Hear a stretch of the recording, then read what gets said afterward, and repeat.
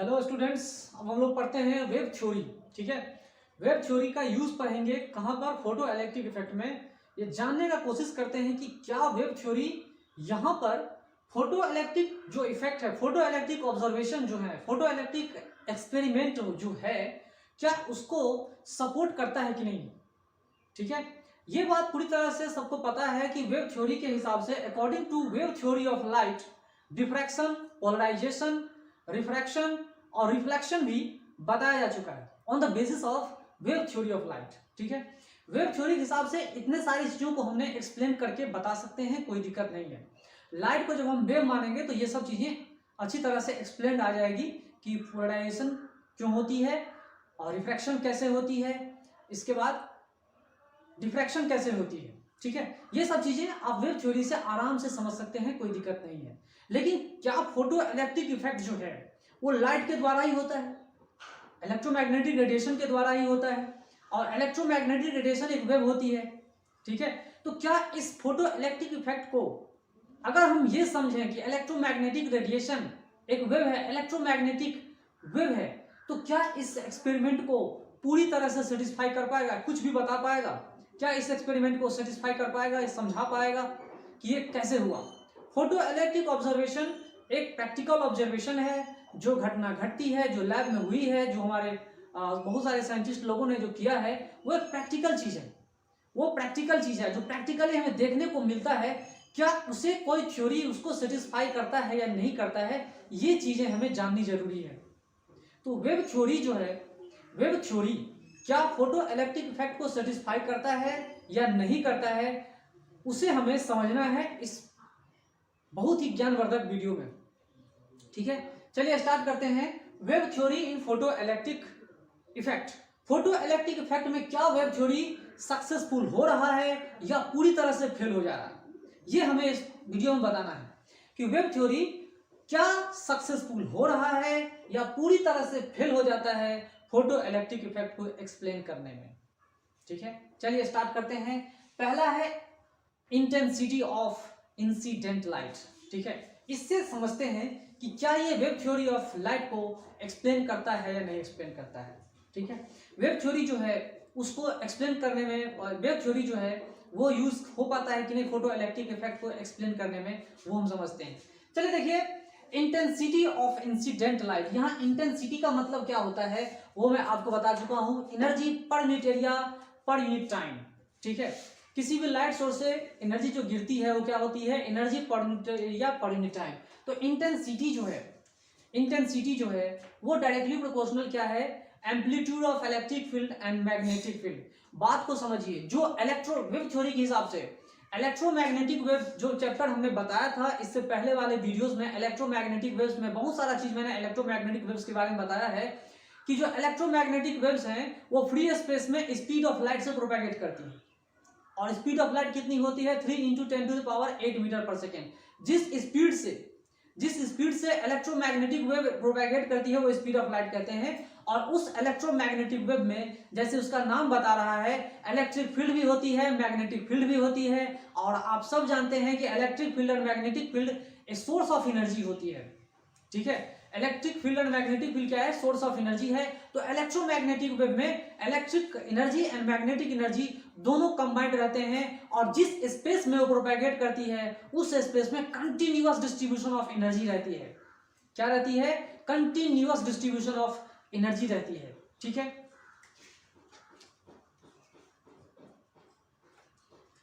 वो जो continuous distribution of energy है वो किसके फॉर्म में है? वो इलेक्ट्रिक एनर्जी के फॉर्म में है और मैग्नेटिक एनर्जी के फॉर्म में है। ठीक है, ये सब चीज हम लोग जान चुके थे, इसके लिए कोई दिक्कत नहीं थी। तो यहाँ प्रॉब्लम क्या है कि जो इंटेंसिटी ऑफ लाइट है, इंटेंसिटी ऑफ इंसिडेंट लाइट है, वो किसके ऊपर डायरेक्टली प्रोपोर्शनल हो रहा है? वो डायरेक्टली प्रोपोर्शनल हो रहा है इलेक्ट्रिक फील्ड के एम्पलीट्यूड के स्क्वायर के ऊपर, E0 ये इलेक्ट्रिक फील्ड के एम्पलीट्यूड के ऊपर डिपेंड कर रहा है। Square of the amplitude of electric field और square of the amplitude of magnetic field. Intensity जो है किसकी इंटेंसिटी? तो इलेक्ट्रोमैग्नेटिक वेव की intensity. According to wave theory के हिसाब से इंटेंसिटी ऑफ इलेक्ट्रोमैग्नेटिक रेडिएशन या इलेक्ट्रोमैग्नेटिक वेव डायरेक्टली किसके ऊपर प्रोपोर्शनल हो रहा है, तो इलेक्ट्रिक फील्ड के एम्पलीट्यूड के ऊपर या मैग्नेटिक फील्ड के एम्पलीट्यूड के ऊपर। तो यहाँ मैग्नेटिक फील्ड को हम लोग नहीं कंसीडर करेंगे, क्योंकि मैग्नेटिक फील्ड चार्ज पार्टिकल को, इलेक्ट्रॉन को एक्सेलरेट नहीं करता। इलेक्ट्रिक फील्ड क्या करती है, एक्सेलरेट करती है। तो अगर किसी मेटेलिक सरफेस पर, अगर किसी मेटेलिक सरफेस पे अगर इलेक्ट्रोमैग्नेटिक रेडिएशन हो रही है, इलेक्ट्रोमैग्नेटिक वेव उस पे ऊपर इंपिंज हो रही है, उसके ऊपर स्ट्राइक कर रही है, तो क्या हो रहा है वो समझिए। जो इलेक्ट्रोमैग्नेटिक वेव उसके ऊपर स्ट्राइक कर रही है, ठीक है, तो इंटेंसिटी जो है किसके ऊपर डिपेंड कर रहा है, directly proportional to square of the amplitude of electric field. और इलेक्ट्रिक फील्ड अगर है तो इसी इलेक्ट्रिक फील्ड को अगर हम चार्ज ऑफ इलेक्ट्रॉन से मल्टीप्लाई कर देते हैं तो that is equal to force on the क्या, force on the charge particle electron, electron के ऊपर जो चार्ज पार्टिकल है वो। तो चलिए इलेक्ट्रॉन के ऊपर जो इतनी सारा चीज है, तो इसी से एक चीज मैं ये भी बता सकता हूं कि फोर्स बाय मास जो होती है, फोर्स बाय मास क्या होती है, एक्सीलरेशन होती है, एक्सीलरेशन ऑफ इलेक्ट्रॉन, ठीक है। अब क्या होंगे, इलेक्ट्रॉन एक्सीलरेट हो जाएंगे, इलेक्ट्रिक फील्ड के मदद से क्या होंगे, इलेक्ट्रॉन एक्सीलरेट हो जाएंगे। अगर स्ट्राइक होगी वेव थ्योरी के हिसाब से, अगर स्ट्राइक होगी तो इलेक्ट्रोमैग्नेटिक वेव कंटिन्यूअसली एनर्जी देती है। वेव थ्योरी क्या कहता है कि इलेक्ट्रोमैग्नेटिक वेव कंटिन्यूअसली एनर्जी देती है, कंटिन्यूअस। मैंने पहले बताया था electromagnetic wave is the form of continuous distribution of energy, continuous distribution है, चाहे वो इलेक्ट्रिक एनर्जी हो या फिर मैग्नेटिक एनर्जी, दोनों का कंटिन्यूअस एनर्जी का फॉर्म में होता है। तो वो जब किसी सरफेस के ऊपर गिरेगी, वो किसी फोटोसेंसिटिव प्लेट के ऊपर गिरेगी, तो क्या होगा, उससे होगी कि एनर्जी बढ़ेगी, ठीक है, एनर्जी बढ़ेगी, कंटिन्यूअस एनर्जी बढ़ेगी, कंटिन्यूअस एनर्जी बढ़ेगी, कंटिन्यूअस एनर्जी बढ़ेगी। और वो जो एनर्जी बढ़ेगी, वो एनर्जी क्या होगी, वो एनर्जी यूज होता है इलेक्ट्रॉन्स के द्वारा एजेक्शन में, इलेक्ट्रॉन्स के द्वारा किसमें होती है, सरफेस से बाहर आने में यूज होती है, ठीक है। कहां यूज होती है, तो इलेक्ट्रॉन्स के बाहर आने में मदद करती है। तो ये जो एक्सीलरेशन है, ये जो एक्सीलरेशन है, जो उसमें एनर्जी आएगी तो उसमें कुछ ना कुछ एक्सीलरेशन आएगा, और एक्सीलरेशन आएगा तो इसके वजह से क्या होगी, काइनेटिक एनर्जी भी क्या होगी, उसमें आएगी। किसमें आएगी kinetic energy, emitted photo electrons के अंदर में। तो काइनेटिक एनर्जी जब इमिटेड फोटो इलेक्ट्रॉन्स में हो जाएगी, वो अगर मैं मैक्सिमम की बात करूं, वो अगर मैं मैक्सिमम बात करूं या एक इलेक्ट्रॉन के ऊपर बात करूं, जो इलेक्ट्रॉन निकल रहे हैं, बहुत सारे इलेक्ट्रॉन्स निकल रहे हैं, उसकी जो मैक्सिमम काइनेटिक एनर्जी है, वो मैक्सिमम काइनेटिक एनर्जी जो है के मैक्स, वो किसके ऊपर डिपेंड करना चाहिए, एक्चुअली करना क्या चाहिए, इंटेंसिटी के ऊपर डिपेंड करना चाहिए। किसके ऊपर डिपेंड करना चाहिए, इंटेंसिटी ऑफ इंसिडेंट लाइट के ऊपर डिपेंड करना चाहिए। करना चाहिए कि नहीं करना चाहिए, according to wave theory. Wave theory के हिसाब से मैक्सिमम काइनेटिक एनर्जी जो है, मैक्सिमम काइनेटिक एनर्जी जो है वो किसके ऊपर डिपेंड करना चाहिए, इंटेंसिटी ऑफ लाइट के ऊपर डिपेंड करना चाहिए। आई बात समझ में, किसके ऊपर डिपेंड करना चाहिए, इंटेंसिटी ऑफ लाइट के ऊपर डिपेंड करना चाहिए। लेकिन एक्सपेरिमेंट ये बताता है कि maximum kinetic energy is independent from the intensity of the incident light. इस बात को समझिए, ये एक्सपेरिमेंट बता रहा है। लेकिन वेव थ्योरी क्या बताता है, वेव थ्योरी बता रहा है कि maximum kinetic energy of emitted photoelectrons is directly proportional to intensity of the incident light. जो इंसिडेंट लाइट है उसके इंटेंसिटी पे डिपेंड करता है kinetic energy, maximum kinetic energy of emitted photoelectrons. जो फोटो इलेक्ट्रॉन्स निकलेंगे वो किसके ऊपर डिपेंड करेगा, इंटेंसिटी ऑफ इंसिडेंट लाइट। लेकिन ऐसा नहीं होता, प्रैक्टिकली ये ऑब्जर्व नहीं किया गया है, ठीक है। इसीलिए वेव थ्योरी यहाँ पे पूरी तरह से गलत साबित हो गया, वेव थ्योरी गलत साबित हो गया। समझ में आ रहा है, मतलब वेव थ्योरी को हम लोग यहाँ यूज नहीं करेंगे। समझ में आ रहा है, वेव थ्योरी का यूज हम लोग नहीं करेंगे फोटो इलेक्ट्रिक इफेक्ट में। मतलब अभी यहाँ पे इतना ही समझो कि wave theory can not explain the photo electric observation, ठीक है। चलिए एक बात समझ में आई। दूसरी चीज है फ्रीक्वेंसी वाला बात। फ्रीक्वेंसी वाली बात बताते हैं। फ्रीक्वेंसी वाली बात मैं आपको बताना चाह रहा हूं कि फ्रीक्वेंसी जो आप पढ़ते हैं और फोटो इलेक्ट्रिक इफेक्ट में पढ़ते हैं कि किसी भी इंसिडेंट लाइट की फ्रीक्वेंसी जो होगी वो थ्रेशोल्ड फ्रीक्वेंसी से ज्यादा होनी चाहिए फोटो इलेक्ट्रिक इफेक्ट होने के लिए, या नहीं तो आप पढ़े होंगे, मैंने आपको बताया है कि जो इंसिडेंट लाइट है उसकी वेवलेंथ जो है वो फोटो इलेक्ट्रिक इफेक्ट को इक्वल टू ग्रेटर देन होना चाहिए, या नहीं तो जो इंसिडेंट लाइट है उसकी वेवलेंथ एक threshold wavelength cut off wavelength से क्या होनी चाहिए, कम होनी चाहिए फोटो इलेक्ट्रिक इफेक्ट को होने के लिए, फोटो इलेक्ट्रिक इफेक्ट को ऑब्जर्व करने के लिए। ठीक है, तो इस फेनोमेनन को होने के लिए ये बात तो होना जरूरी है। लेकिन वेव थ्योरी क्या बताती है, अब उसे समझो। वेव थ्योरी कहती है कि वेव थ्योरी ये कहती है कि जो इंसिडेंट लाइट है वो इलेक्ट्रोमैग्नेटिक वेव है, और इलेक्ट्रोमैग्नेटिक वेव एक कंटिन्यूअस क्या है, कंटिन्यूअस डिस्ट्रीब्यूशन ऑफ एनर्जी है। जब स्पेस में मूव करते कहीं मूव करती है तो कंटिन्यूअस डिस्ट्रीब्यूशन होती है उसमें एनर्जी का, इलेक्ट्रिक एनर्जी और मैग्नेटिक एनर्जी उसके अंदर में रहती है। ठीक है, आई बात समझ में, वो कंटिन्यूअस एनर्जी है। ठीक है, तो सवाल ये है कि मान लो कि ये मेटल का एक प्लेट है, इसमें बहुत सारे फ्री इलेक्ट्रॉन्स हैं। फ्री इलेक्ट्रॉन्स मतलब दो होते हैं, एक फ्री इलेक्ट्रॉन जो मेटल में होती है और दूसरा होता है absolutely free atom. Absolutely free atom की बात नहीं कर रहा हूं, फ्री एटम इन मेटल्स और mobile electrons in free electrons in metal और मोबाइल इलेक्ट्रॉन्स इन मेटल्स। ठीक है, ये जैसे हम वैलेंस इलेक्ट्रॉन्स भी कहते हैं। ठीक है, जो मोबाइल होते हैं मूव करते रहते हैं, जिसकी वजह से इलेक्ट्रिकल कंडक्टिविटी मेटल्स में ऑब्जर्व की जाती है। ठीक है, तो सवाल ये है कि अगर इलेक्ट्रोमैग्नेटिक रेडिएशन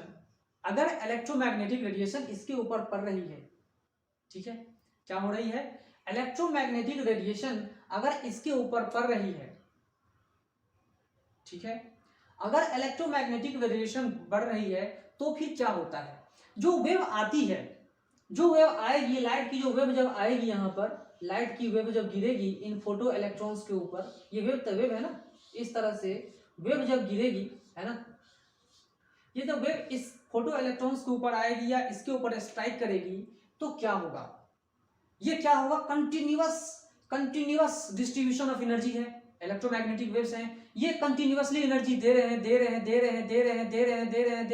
हैं। तो इस फ्री इलेक्ट्रॉन्स को एक्चुअली चाहिए क्या, ये जो फ्री इलेक्ट्रॉन्स हैं इन्हें क्या चाहिए, पहले समझिए। ये जो फ्री इलेक्ट्रॉन्स हैं इन्हें क्या चाहिए भाई, इन्हें चाहिए बस एनर्जी, इन्हें बस चाहिए एनर्जी इस मेटेलिक सरफेस से एजेक्ट होने के लिए, बाहर आने के लिए। They need only the energy to eject और फ्रॉम द मेटेलिक सरफेस, सिर्फ और सिर्फ इन्हें एनर्जी चाहिए किसी भी तरह से। ठीक है, तो वेव थ्योरी क्या कहता है कि इलेक्ट्रोमैग्नेटिक रेडिएशन इसके ऊपर गिरेंगे, गिरने के बाद क्या होगा, इसमें एनर्जी डिस्ट्रीब्यूट होते जाएगा, एनर्जी धीरे धीरे क्या होगा, आएगा, आने के बाद क्या होगी, अब जब एनर्जी इनके अंदर इतनी एनर्जी आ जाए जितनी इस मेटल की वर्क फंक्शन है, तो वो इलेक्ट्रॉन एजेक्ट होके बाहर आ जाएगा। ठीक है, तो इलेक्ट्रॉन्स अगर बाहर आ जा रहे हैं तो फोटो इलेक्ट्रिक इफेक्ट हो जा रहा है। ठीक है, अगर ये फोटो इलेक्ट्रिक इफेक्ट ऑब्जर्व हो रहा है तो फ्रीक्वेंसी की जरूरत है ही नहीं, वहां तो सिर्फ इंटेंसिटी की वजह से काम हो रहा है, तो फ्रीक्वेंसी की क्या जरूरत है। लेकिन एक्सपेरिमेंट बताते हैं कि थ्रेशोल्ड फ्रीक्वेंसी की जरूरत है, थ्रेशोल्ड वेवलेंथ की जरूरत है, और इस थ्रेशोल्ड वेवलेंथ से ज्यादा, थ्रेशोल्ड फ्रीक्वेंसी से ज्यादा फ्रीक्वेंसी होनी चाहिए फोटो इलेक्ट्रिक इफेक्ट को ऑब्जर्व करने के लिए। आई बात समझ में। तो फोटो इलेक्ट्रिक इफेक्ट को ऑब्जर्व करने के लिए जो इंसिडेंट लाइट की फ्रीक्वेंसी है वो थ्रेशोल्ड फ्रीक्वेंसी से ज्यादा होना चाहिए, या तो इक्वल टू होना चाहिए।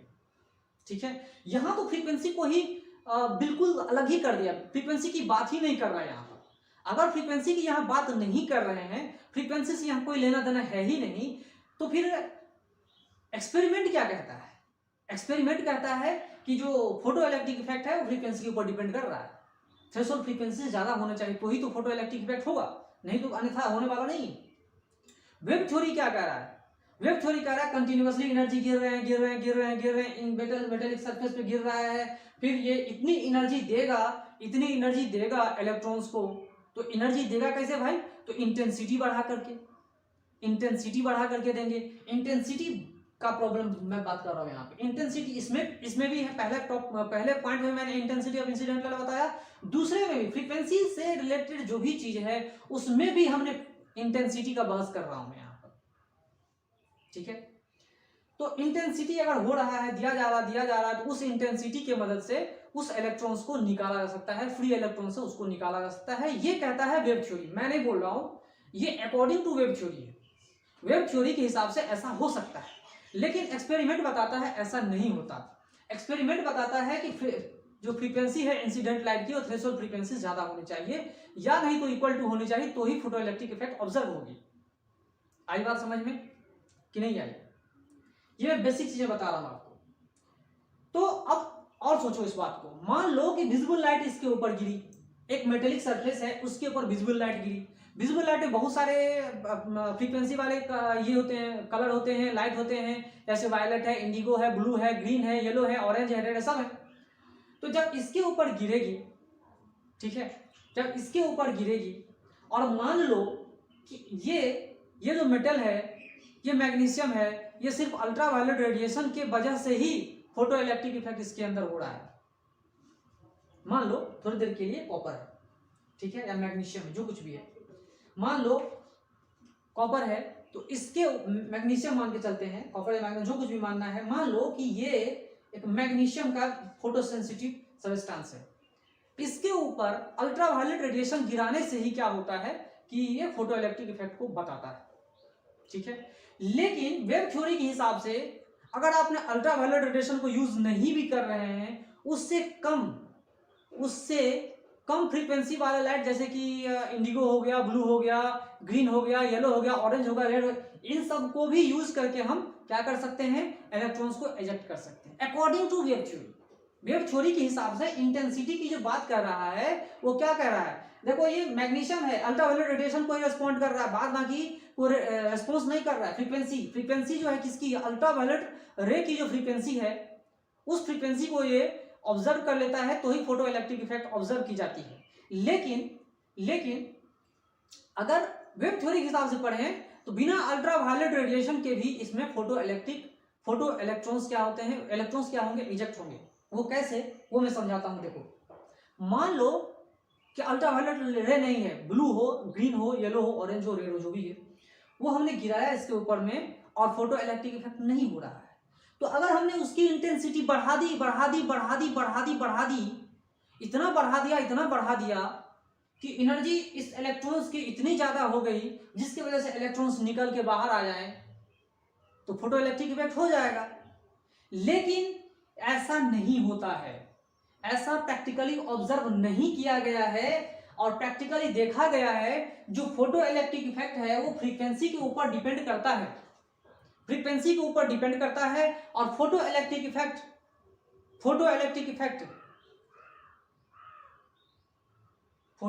इफेक्ट इंटेंसिटी पे डिपेंड नहीं करता, ठीक है। मान लो ये मैग्नीशियम है और हमने इसके ऊपर में कौन सा लाइट गिराया भाई, रेड लाइट गिराया, और रेड लाइट की कितनी भी इंटेंसिटी आप हाई कर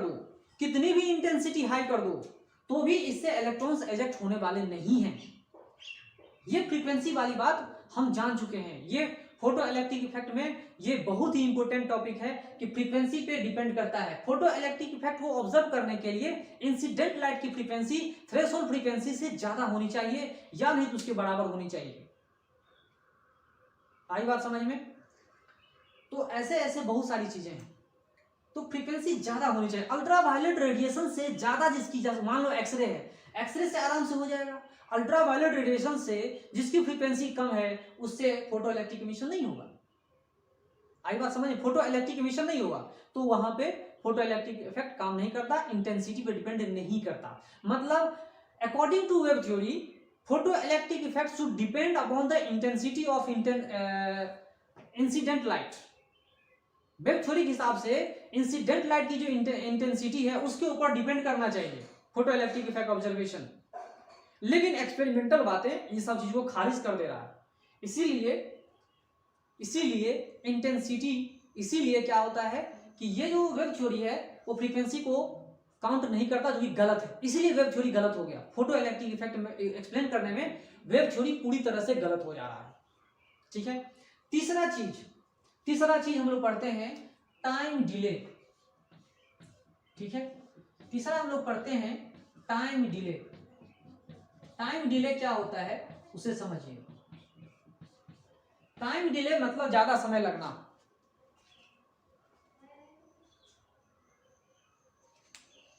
तीसरा जो पॉइंट हम डिस्कस करने जा रहे हैं वो क्या है, टाइम डिले। टाइम डिले क्या कहता है उसे समझिए। टाइम डिले कहता है कि अकॉर्डिंग टू वेब थ्योरी के हिसाब से इलेक्ट्रोमैग्नेटिक वेव जो है, इलेक्ट्रोमैग्नेटिक रेडिएशन जो है कंटिन्यूअस है, उसकी एनर्जी क्या है, कंटिन्यूअस है। ठीक है, अगर कंटिन्यूअस है और ये हमने एक मेटल का सरफेस बना दिया, इस पर ये फ्री इलेक्ट्रॉन्स हैं, ये मेटल है, ठीक है, कोई भी मेटल मान लो, ये क्या है, मेटल। ठीक है, टाइम डिले प्रॉब्लम को आप सॉल्व करते हैं। यहां देखिए मेटल है, ठीक है, इसके ऊपर वेव गिर रही है। क्या गिर रही है भाई, वेव, इलेक्ट्रोमैग्नेटिक रेडिएशन इसके ऊपर गिर रही है। ठीक है, गिर रही है ना। ठीक है, चलिए इतनी बात समझ में आ रही है कि रेडिएशन गिर रही है, इलेक्ट्रोमैग्नेटिक वेव मान लेते हैं, EM वेव है, इलेक्ट्रोमैग्नेटिक वेव। ठीक है, इलेक्ट्रोमैग्नेटिक वेव इसके ऊपर इंसिडेंट हो रही है।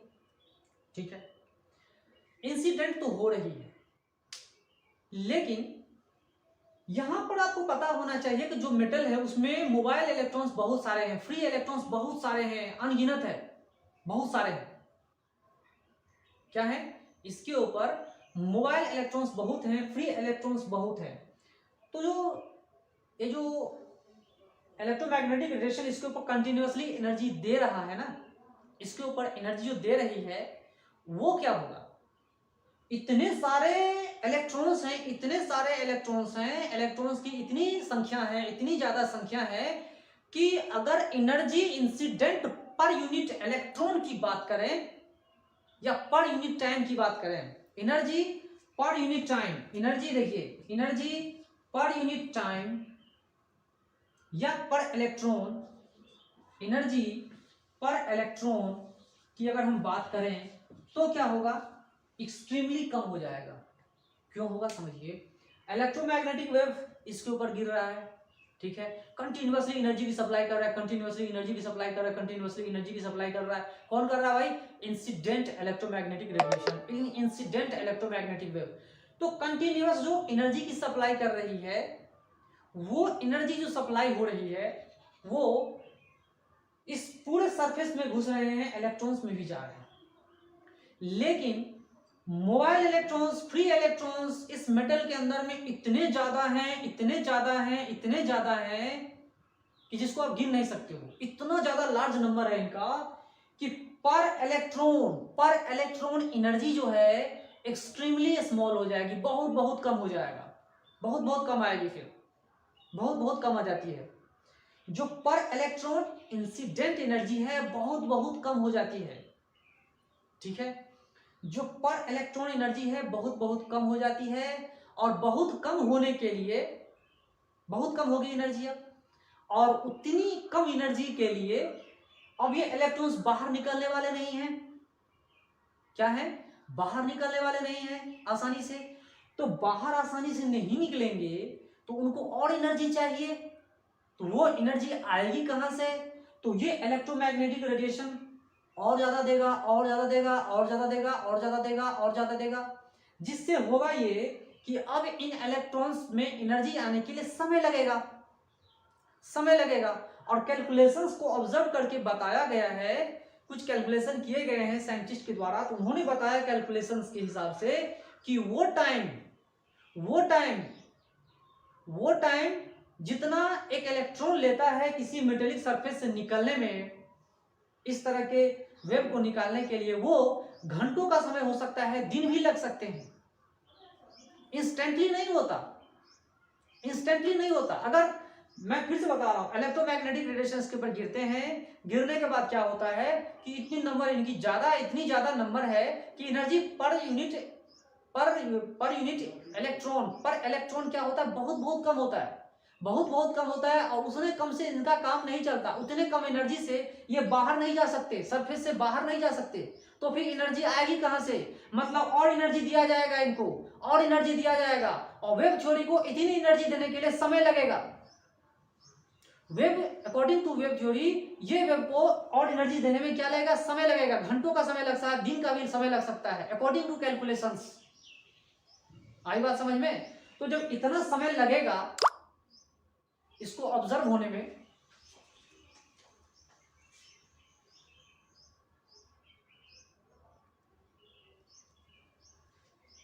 अगर इतना समय इनको लगेगा इलेक्ट्रॉन्स को एजेक्ट होने में, आई बात समझ में, अगर इलेक्ट्रॉन्स को इससे एजेक्ट होने में समय लगेगा तो फिर क्या समय हो सकता है, घंटों लग सकते हैं, दिन भी लग सकता है। लेकिन एक्सपेरिमेंट क्या कहता है, एक्सपेरिमेंट क्या बोलता है, ऑब्जर्वेशन क्या बोलता है कि ये जो घटना घट रही है, ये जो घटना घट रही है वो घटना कब घटती है, 10⁻⁹ सेकेंड या उससे कम में भी घट जा रही है। Means photoelectric effect is an instantaneous process, instantaneous phenomenon. It is not a long time taking process. ये क्या है, एक टाइम टेकिंग प्रोसेस नहीं है, it is an instantaneous process, it is an instantaneous phenomena, तुरंत हो जाता है, ये तुरंत घटना घट जाती है, इसमें टाइम नहीं लगता, इसमें बिल्कुल ही समय नहीं लगता, तुरंत हो जाता है, चुटकी में फोटोन गिरेंगे, फोटो इलेक्ट्रॉन्स उससे निकलेंगे, तुरंत काम हो जाएगा, टाइम नहीं लगाया जाता इसमें। समझ में आ रही बात? जब इसमें टाइम नहीं लगेगा तो ये समय क्यों लेगा, तो नो टाइम डिले, मैंने आपको पहले बताया था फोटो इलेक्ट्रिक इफेक्ट में कोई टाइम की डिले नहीं होती है, लेकिन वेव थ्योरी बताता है टाइम डिले हो रहा है। वेव थ्योरी कहता है कि इसमें टाइम डिले हो रहा है। According to wave theory there must be some time to get the electrons ejected from the metallic surface, कुछ समय लगेंगे, घंटों लग सकते हैं, दिन भी लग सकते हैं, लेकिन ऐसा नहीं होता, तुरंत होता है ये काम, तुरंत इंस्टेंटली होता है। It does not take time, this process does not take time, ठीक है। Photo electrons get ejected from metallic surface instantly, तुरंत होता है, तुरंत निकलते हैं। यहां पे भगवान की तपस्या नहीं की जा रही है,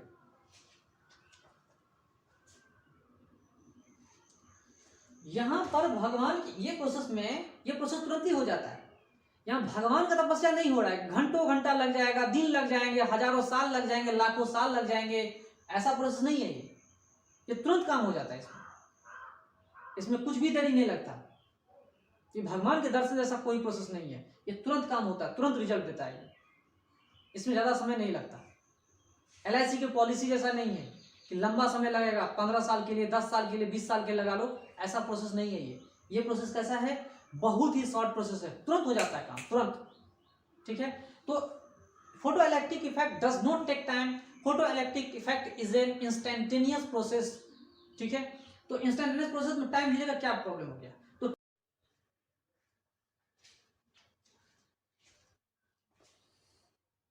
हेलो माय डियर स्टूडेंट्स, अब हम टॉपिक स्टार्ट करते हैं फोटो सेल, ठीक है। फोटो सेल क्या है एक्चुअली फोटो इलेक्ट्रिक इफेक्ट को प्रैक्टिकली हम ऑब्जर्व करते हैं, तो प्रैक्टिकली जब ऑब्जर्व करेंगे तो एक इंस्ट्रूमेंट बनाएंगे, ठीक है, उस इंस्ट्रूमेंट का नाम है फोटो सेल, प्रैक्टिकल एप्लीकेशन है ये, फोटो इलेक्ट्रिक इफेक्ट का एक प्रैक्टिकल एप्लीकेशन है, it is one of the most practical application of photo electric effect. Photo electric effect का एक व्यवहारिक यूज है, व्यवहारिक प्रयोग है ये photocell. Photo electric effect पे ये जो फोटो सेल जो काम करता है वो कौन से सिद्धांत पे काम करता है, तो वो जो सिद्धांत है उसे हम फोटो इलेक्ट्रिक इफेक्ट कहते हैं, that principle is called photo electric effect, ठीक है। तो फोटो इलेक्ट्रिक इफेक्ट के बेसिस पे हम फोटो सेल समझते हैं, नाम बता रहा है फोटो सेल, सेल का मतलब आप समझ रहे होंगे क्या हो रहा है, सेल का मतलब बैटरी होती है, फोटो का मतलब क्या होता है, लाइट, ठीक है। फोटो सेल, तो फोटो सेल कैसे काम करता है वो समझिए, इस फोटो सेल को हम इलेक्ट्रिक आई भी कहते हैं, this photo cell is also known as electric eye, क्यों कहते हैं वो आप समझेंगे, ठीक है। इलेक्ट्रिक आई का मतलब यह है कि बिजली की मदद से, with the help of electricity it acts like an eye, एक आंख की तरह काम करता है, अगर आप इलेक्ट्रिसिटी प्रोवाइड करवाते हैं इन फोटो सेल में तब, ठीक है। तो वो हमें पढ़ना है, समझना है, ये हमारा बहुत ही इंपॉर्टेंट टॉपिक है, और मैं स्ट्रिक्टली आपको एनसीईआरटी के सिलेबस के हिसाब से जा रहा हूँ, ठीक है, मैं आपको स्ट्रिक्टली एनसीईआरटी के सिलेबस के हिसाब से चल रहा हूँ, और एक एक लाइन को मैं आपको समझा रहा हूँ, ठीक है। समझने की कोशिश कीजिएगा और वीडियो में बने रहिएगा, ठीक है। तो चलिए, फोटो करंट, ये फोटो सेल जो है क्या देता है, फोटो करंट देता है, ठीक है। ये देखिए इंस्ट्रूमेंट है, ये फोटो, पहले समझिए फोटो सेल क्या काम करता है। Photocell electric current provide करवाती है, और भी बहुत सारे काम है, इलेक्ट्रिक करंट प्रोवाइड करवाती है, और इलेक्ट्रिक करंट प्रोवाइड करवाने के साथ साथ और भी बहुत सारे इसके फायदे हैं, बहुत सारे एप्लीकेशंस हैं, बहुत सारे यूज हैं, हम समझेंगे। तो चलिए यहाँ पे फोटो करंट क्यों आता है वो हम समझते हैं, ठीक है। तो यहाँ देखिए कंस्ट्रक्शन समझ में आएगा आपको। फोटो करंट को समझने के लिए फोटो करंट क्यों होती है, ठीक है, फोटो करंट क्यों होती है वो समझाते हैं आपको, और उसको समझाने के लिए मैं आपको डायग्राम की तरफ ले जा रहा हूँ, ठीक है। सबसे पहले ये देखिए, ये जो घुमा हुआ है ये एक्चुअली क्या है, खाली ग्लास है, जिसको बोलते हैं इवैक्यूएटेड ग्लास, खाली ग्लास है, या नहीं तो इसको क्वार्टज बल्ब बोलते हैं, या तो इसको खाली ग्लास बोलेंगे, या नहीं तो क्वार्टज का बल्ब बोलेंगे। इसके अंदर में खाली जगह रहती है, कुछ भी भरा हुआ नहीं है, समझ में आ रही बात, कुछ भी भरा हुआ नहीं, खाली जगह है, जिसको हम लोग बोलते हैं इवैक्यूएटेड ग्लास और क्वार्टज बल्ब। इसी के अंदर में एक semi cylindrical photosensitive metallic plate रहता है, समझ में आ रहा है। ये जो है सी का मतलब क्या होता है, कैथोड, और ए का मतलब क्या होता है, एनोड, Ca, ठीक है। तो यहां पर ये जो प्लेट है इसको हम सेमी सिलिंड्रिकल, ये जो प्लेट है ये सेमी सिलिंड्रिकल मेटल का प्लेट होता है, ठीक है। और उसी प्लेट को हम लोग एमिटर प्लेट भी कहते हैं। एमिटर प्लेट क्यों कहते हैं, आप जानते होंगे कि इससे इलेक्ट्रॉन्स निकलेंगे, इससे फोटो इलेक्ट्रॉन्स निकलेंगे, यहां पहुंचेंगे, ठीक है, इसीलिए इसको एमिटर प्लेट कहते हैं। और जहां इलेक्ट्रॉन्स पहुंचते हैं उसे हम कलेक्टर प्लेट कहते हैं, ठीक है। तो यहां देखिए सेमी सिलिंड्रिकल मेटल का यूज होता है, semi cylindrical photosensitive metallic plate is used here. यहां जो आप देख रहे हो ये semi cylindrical metallic photosensitive metallic plate use हो रहा है, ठीक है। कभी कभी क्या होता है इसके जगह पे हम पतला सा मेटेलिक फोटोसेंसिटिव मेटेलिक प्लेट भी यूज करते हैं, पतला सा थीन, ठीक है। यहां पे एक कोटिंग डाल करके हम इसके जगह पर क्या करते हैं, थीन फोटोसेंसिटिव मेटेलिक प्लेट का भी यहां पे यूज करते हैं। कहां पर, तो एमीटर के प्लेट पे, ठीक है, जहां से फोटो इलेक्ट्रॉन्स निकलते हैं। आई बात समझ में। अब देखिए यहाँ पे कलेक्टर प्लेट, यहाँ पे इलेक्ट्रॉन्स आके पहुंचते हैं, और इससे जुड़ा हुआ है पॉजिटिव टर्मिनल, इससे क्या जुड़ा हुआ है, पॉजिटिव टर्मिनल, ठीक है, इससे जुड़ा हुआ है पॉजिटिव टर्मिनल, ये पॉजिटिव टर्मिनल जुड़ा हुआ है, इससे जुड़ा हुआ रहेगा, है ना। इसको ऐसा समझो कि ये पॉजिटिव टर्मिनल से जुड़ा हुआ रहेगा, ठीक है। यहां पर ये क्या होगा, पॉजिटिव टर्मिनल से जुड़ा हुआ है। चलिए वेरिएबल, ये जो बैटरी हमने दिया है हाई टेंशन बैटरी है ना, हाई टेंशन बैटरी है मतलब वेरिएबल बैटरी है, ठीक है। इसकी पोटेंशियल डिफरेंस चेंज होती रहती है, हम इसको चेंज कर सकते हैं, इसकी पोटेंशियल डिफरेंस को हम क्या कर सकते हैं, चेंज कर सकते हैं। ये साइन बता रहा है अगर हमने इधर ले आया तो बैटरी की पोटेंशियल डिफरेंस कम हो जाएगी, और राइट हैंड साइड तरफ चले जाएंगे तो बैटरी की पोटेंशियल डिफरेंस क्या होगी, बढ़ जाएगी, ठीक है। हाई टेंशन बैटरी है ये। इसके साथ साथ इस सर्किट में माइक्रो एमीटर हम लगाए हुए हैं, माइक्रो एमीटर लगाए हुए हैं, और ये माइक्रो एमीटर, इसमें जो करंट फ्लो हो रहा है कुछ माइक्रो एम्पेयर तक करंट जो फ्लो होती है उसे ये डिटेक्ट कर लेता है माइक्रो एमीटर।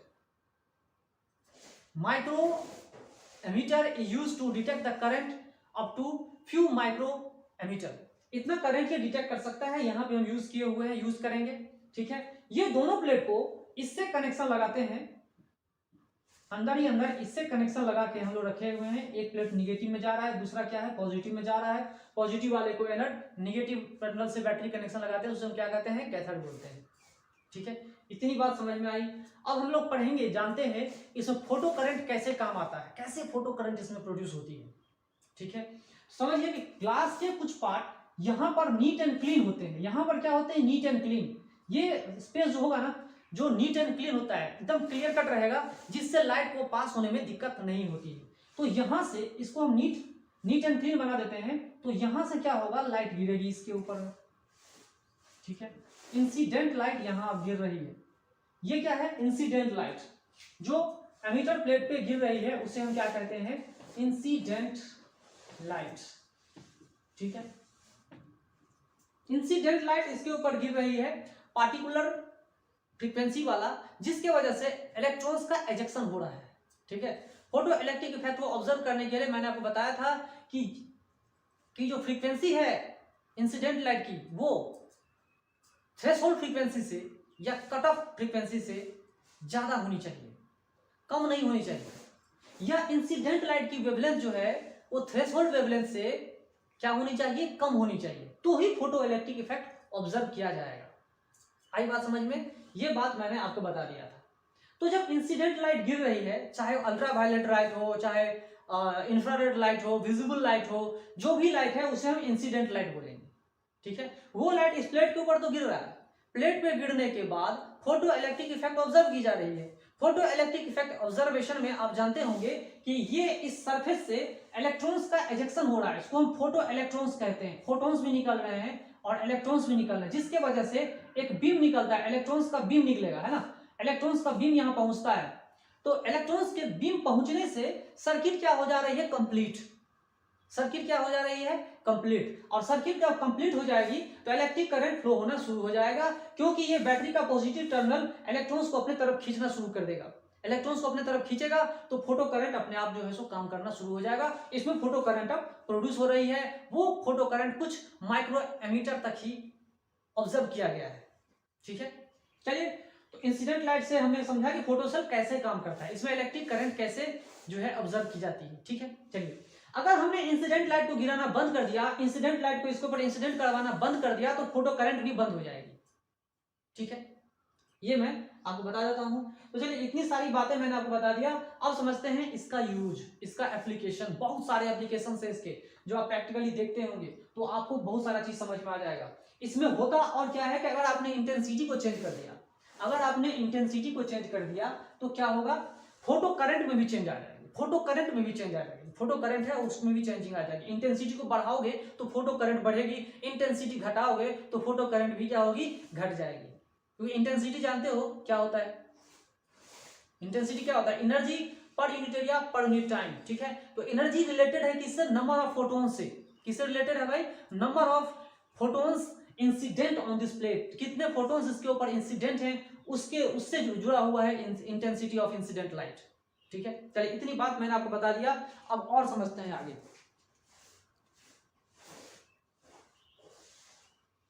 अब देखिए, इसका यूज हम पढ़ते हैं, बहुत सारे यूज हैं और मैं आपको शॉर्ट में आपको यूज बताऊंगा। देखिए, लीड सल्फाइड फोटोसेल होती है, एक फोटोसेल होती है, डिफरेंट टाइप के फोटोसेल्स यूज होते हैं, बहुत सारे फोटोसेल्स यूज होते हैं, इसके बहुत सारे एप्लीकेशंस हैं, बहुत सारे लोगों ने इसके ऊपर रिसर्च किया है। आप स्कूल में क्या करोगे, बहुत सारे लोग प्रोजेक्ट्स भी बनाते हैं इस तरह के, इसी फोटोसेल का यूज करके, ठीक है। तो लीड सल्फाइड फोटोसेल यूज होती है, जो सेंसिटिव होती है, किससे, इंफ्रारेड से सेंसिटिव होती है। Infrared sensitive lead sulphide photocell होती है, जिसका यूज हम लोग इलेक्ट्रॉनिक इग्निशन सर्किट में करते हैं। कहां पे करते हैं, इलेक्ट्रॉनिक इग्निशन सर्किट्स, ठीक है, वहां हम यूज करते हैं। और चलिए, साइंटिफिक वर्क में लाइट के इंटेंसिटी को फाइंड करने के लिए, साइंटिफिक वर्क में साइंटिस्ट लोग इंटेंसिटी के लाइट के इंटेंसिटी को फाइंड करने के लिए भी हम लोग क्या करते हैं, वो लोग क्या करते हैं, फोटोसेल का यूज करते हैं। They use photocell to find the intensity of light. दूसरा एप्लीकेशन हो गया। तीसरा, जो फोटोग्राफिक कैमरास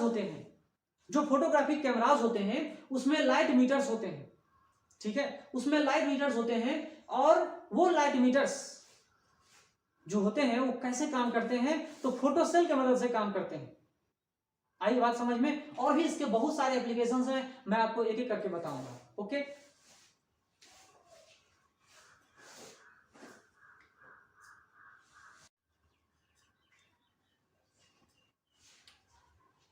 ओके स्टूडेंट्स, अब और यूज पढ़ते हैं हम लोग फोटोसेल्स का, ठीक है। और भी बहुत सारे यूज हैं, कुछ और यूज हम पढ़ते हैं यहाँ पर।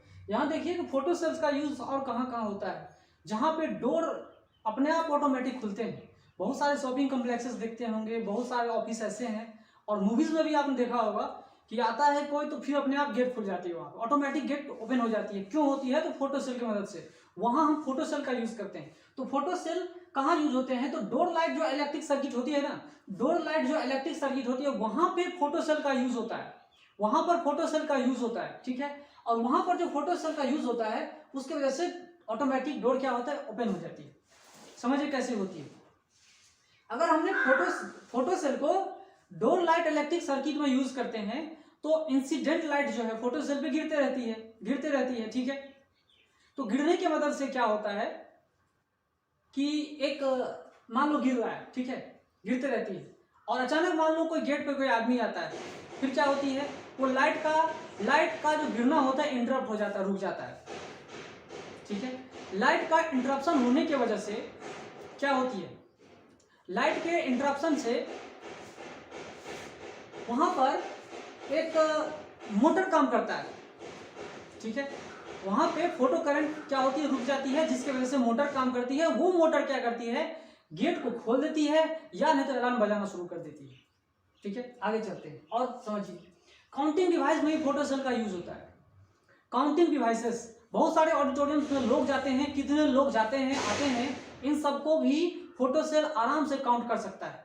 तो काउंटिंग डिवाइसेस में भी हम क्या करते हैं, फोटो सेल का यूज करते हैं। काउंटिंग डिवाइस को हम गेट पे रख देते हैं, किसी ऑडिटोरियम हॉल में क्या करते हैं, काउंटिंग डिवाइस को हम गेट पे रख देते हैं। गेट पे रखने के बाद क्या होता है, कितने आदमी आएंगे जाएंगे, वो इसके मदद से क्या कर सकते हैं, फोटो सेल की मदद से हम गिनती कर सकते हैं कितने आदमी आए थे गए थे, बशर्ते एक एक आदमी एंट्री मारे। तो एक एक आदमी एक बार में, एक ही आदमी एक सेकेंड एक जगह पे एक ही बार आए। मान लो आदमी खड़ा है, ठीक है, यहाँ पे हमने लाइट दे रखा, फोटो सेल लगा, लाइट इंटरप्ट होगी तो वो काउंट हो जाएगा। काउंटिंग डिवाइसेस में, फोटो सेल में क्या होती है, कंटिन्यूअसली क्या होती है, लाइट गिरते रहनी चाहिए, कंटिन्यूअसली लाइट क्या होनी चाहिए, गिरते रहने चाहिए। लेकिन अगर कोई आदमी आएगा तो लाइट की इंटरप्शन हो जाती है, अगर कोई आदमी आ रहा है तो लाइट की इंटरप्शन होगी, फोटो करंट हो जाएगा बंद, जिससे इस केस में मैंने बताया था कि मोटर चालू हो जाती है, गेट ओपन हो जाती है ना, जो भी चीजें हैं मैंने बताया था। इसमें काउंटिंग डिवाइस में क्या होता है, फिर लाइट का इंटरप्शन हो जाता है। जब आदमी पास करेगा, यहाँ पे आदमी पास करेगा, लाइट में दे रहा हूँ, यहाँ इधर लाइट जा रही है, इसके मेरे बाएं हाथ की मदद से लाइट जा रहा है, आदमी पास करेगा, एक आदमी पास करेगा, फिर क्या होगा, इंटरप्शन होगा तो फिर क्या होगा, काउंटिंग डिवाइस उसको काउंट कर लेगा, एक इंटरप्शन को काउंट करता है, एक इंटरप्शन को काउंट करेगा और बता देगा कितने आदमी गया, कितना आदमी आया, बशर्ते एक बार में एक ही आदमी जाए, ठीक है। तो काउंटिंग डिवाइस में फोटो सेल का यूज होता है। और चलिए, ट्रैफिक लॉ डिफॉल्टर्स, वहां पे ट्रैफिक का स्पीड कितना है, कितने स्पीड से कोई क्रॉस कर रहा है, वहां भी हम लोग फोटो सेल्स का यूज करते हैं। फोटो सेल्स का यूज होता है ट्रैफिक स्पीड को, अगर कोई क्रॉस कर रहा है तो उसको बताने में भी हम क्या करते हैं, फोटो सेल का यूज करते हैं, ठीक है। It is also use detection of traffic law defaulters, ठीक है। फिर यूज होता है बर्गलार अलार्म का मतलब होता है चोरों के द्वारा जो चोरी होती है ना, उसको रोकने के लिए बहुत सारे लोग अपने घर में बर्गलार अलार्म रखते हैं, ठीक है। तो मान लो कि आपने स्कूल में भी कुछ इस तरह के प्रोजेक्ट बनाए होंगे। ये जो बर्गलार अलार्म है वो चोरों के लिए होता है, ठीक है। अगर कोई आदमी गलती से उस गेट से घुसे, तो उसमें वहां पे क्या क्या, उस गेट पे फोटो सेल लगा दी जाती है और उस फोटो सेल पे अल्ट्रावायलेट रेडिएशन कंटिन्यूअसली गिरती रहती है, उसके ऊपर क्या होती है, गिरते रहती है। मान लो अल्ट्रावायलेट रेडिएशन ऐसा है, इसके ऊपर में जा रही है, नीचे जा रही है, कोई आदमी अब क्या कर रहा है, इधर क्रॉस करना चाह रहा है, इधर क्या कर रहा है, क्रॉस करना चाहेगा। क्रॉस करने की मदद से क्या होगा, अल्ट्रावायलेट रेडिएशन को इंटरप्ट करेगा, उसको जो अल्ट्रावायलेट रे है वो अब क्या होगी, फोटो सेल के ऊपर नहीं गिरेगी। नहीं गिरने से क्या होगा, ये बताइए, नहीं गिरने से क्या होगा, एक अलार्म बजेगी, ठीक है। नहीं गिरने से क्या होगा, एक अलार्म बजेगी जो कि मोटर से सायरन वायरन होती है, उससे जुड़ा हुआ रहता है और वो बहुत तेजी से बजने लगता है, लोगों को पता चल जाता है कि चोरी हो रही है, ठीक है। तो वहां भी हम लोग क्या करते हैं, फोटो सेल का यूज करते हैं, ठीक है। अब चलिए, फायर अलार्म्स जो होते हैं वहां पर भी हम फोटो सेल का यूज करते हैं। लेकिन पिछले वाले जितने हमने बताया था, जितना बताया था, सब में लाइट का इंटरप्शन हो रहा है, सब में इंसिडेंट लाइट को रोकी जा रही है, कुछ पलों के लिए, कुछ सेकंड के लिए इंटरप्ट हो जाएगी, डिस्टर्ब हो रहा है। लेकिन फायर अलार्म में इसका ठीक उल्टा होता है। फायर अलार्म में क्या होता है वो समझिए।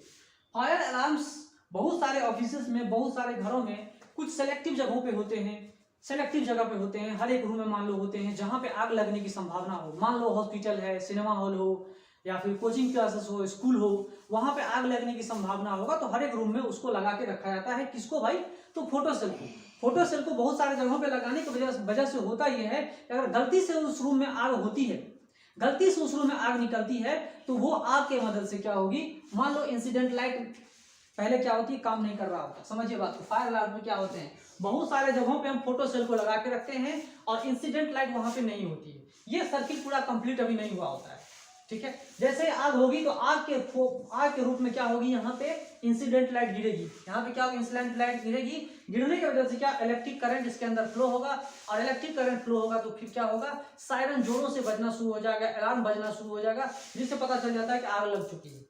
ठीक है, फोटो सेल का यूज वहां भी होता है, बशर्ते यहाँ पे इंटरप्ट नहीं किया जा रहा है, यहाँ पे सर्किट को कंप्लीट किया जा रहा है। ठीक है, चलिए आगे चलते हैं। और कहाँ कहाँ और यूज होता है, साउंड को प्रोड्यूस करने में, in the reproduction of sound in motion pictures, motion picture में साउंड को रिप्रोड्यूस करने में, और टीवी में, टीवी कैमरा में भी यूज होते हैं, स्कैनिंग और बहुत सारे सीन को टेलीकास्ट करने के लिए।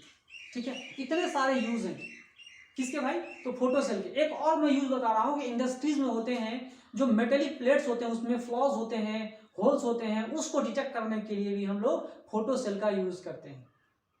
ठीक है, फोटो सेल जब यूज करेंगे तो अगर जहां जहां फ्लॉज होगी, होल्स होगी, छेद होगा, वहां वहां पास करता चला जाएगा, और जहां नहीं हुआ क्या होगा, इंटरप्ट हो जाएगा। तो उसको भी, वहां भी हम लोग क्या करते हैं, फोटो सेल का यूज करते हैं। बहुत सारे यूज है फोटो सेल का। ठीक है, और भी हम चीजें पढ़ेंगे।